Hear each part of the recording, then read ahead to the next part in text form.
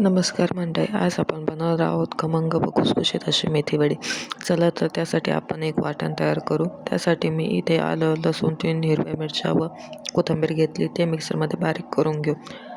तर आता आपण इथे एक पीठ तयार करणार आहोत. त्या 2 वाट्या बेसन पीठ, 2 चमचे तांदळाचे पीठ, हळद, हिंग, धने पावडर, लाल तिखट, जिरेपूड, तीळ, ओवा व केलेलं वाटण, कापलेली मेथी, मीठ, तेल आणि थोडंसं पाणी टाकून पीठ मळून घेऊन नंतर त्याला 15 मिनिटे वाफवून घेऊ. थंड झाल्यावर त्या वड्यांचे छोटे छोटे काप करून घेऊ. कढईमध्ये तेल गरम करायला ठेवू. तेल गरम झाल्यावर कापलेल्या वड्या खरपूस होईपर्यंत तेलात तळून घेऊ. अशा आपल्या खमंग व खुसखुशीत वड्या तयार आहे. व्हिडिओ आवडल्यास लाईक करा, शेअर करा आणि चॅनलला सबस्क्राईब करा.